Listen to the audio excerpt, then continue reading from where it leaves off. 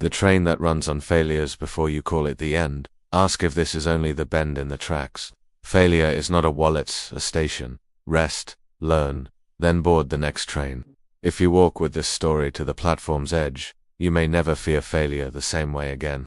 The sun sank behind distant hills, washing a quiet railway station in warm orange light. On a worn bench sat a young girl with a small backpack and a heart that felt much heavier. She watched the rails blur into the horizon and thought, maybe this is where my trying stops. Nearby, an elderly woman who sold tea and snacks noticed the tight set of the girl's shoulders. She walked over with a tin kettle and said softly, "Long day, child. Tea helps." The girl nodded. Steam rose between them. "I fail at everything," she said at last. "My art show was empty. The school I wanted rejected me. People whisper when they think I can't hear. Maybe I'm just not meant to succeed."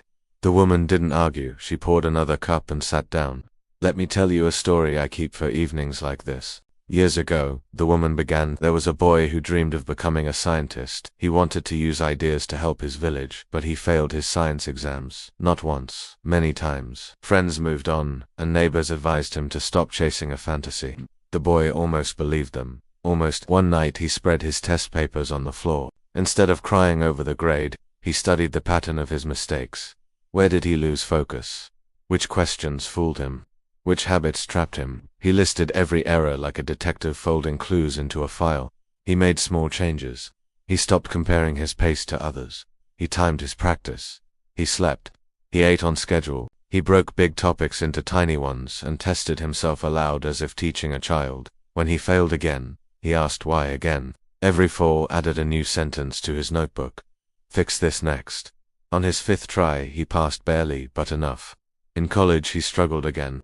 Instead of hiding, he raised his hand and asked for help. He found mentors who corrected him sharply and kindly. He took on small projects so he could see something through from start to finish. One of those projects was a simple water purifier for his village. It wasn't perfect, but it worked. It won a local award, and more important, it proved a rule to him.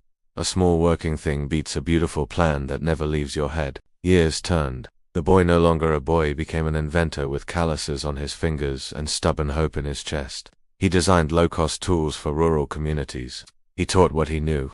At a seminar, a student asked, "Did you always believe you would succeed?" He smiled and said, "No, I only knew I would not stop trying." That made all the difference. The woman's story ended. The station hummed, porters calling, luggage wheels tapping, pigeons lifting like gray thoughts into the rafters. The girl stared at the rails. What happened to him after all that? "He's building schools now," the woman said. "And he's very fond of benches at train stations, where he can catch lost travelers before their hope departs." The girl exhaled, a sound halfway to a laugh. "Auntie, I think I still have one more fight left in me." "Good," the woman said, pressing a warm cup into her hands.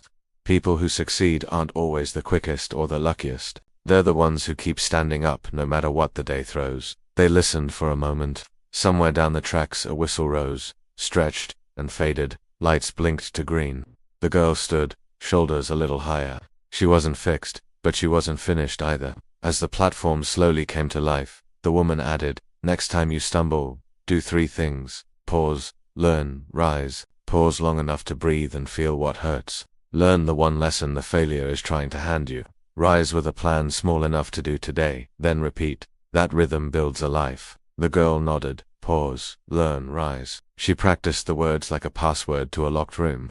"If failure is a station," she said, "then I can board again." The woman's eyes shone. "Exactly. You don't live at the station. You pass through it." The girl adjusted her backpack and asked, "But what about the whispers? The people who say I'm not good enough?" "Let them be the wind behind your train," the woman said. "Noise fades with distance. Your work is to lay tracks one rail at a time." They shared the last of the tea. The girl turned toward the ticket window, not because everything was suddenly easy, but because she understood something new. Failure had been training her in plain clothes. It had taught her where she lost focus, what distracted her, and how to study her own steps. She felt lighter not because the world changed, but because she set down the idea that failing made her unworthy. When the train finally rolled in, the girl climbed aboard with steady feet. Through the window she saw the woman lift a hand in blessing. The platform slid backward. New tracks unfolded ahead. She opened the notes app on her phone and typed 3 lines. What went wrong? Name it without drama. What's the lesson? Write one sentence. What's the next tiny action? Do it today. Somewhere between stations, the girl smiled. She was already moving. Moral: failure is not the opposite of success. It is the path that prepares you for it. Each fall carries a lesson. Take it, adjust, try again. The people who reach the summit are rarely the ones who never slipped. They are the ones who refuse to camp forever in the valley. If this story gave you a bit of strength for your next step, consider subscribing for more simple, uplifting tales. Your support helps these stories find the people waiting on their own platform, ready to board again.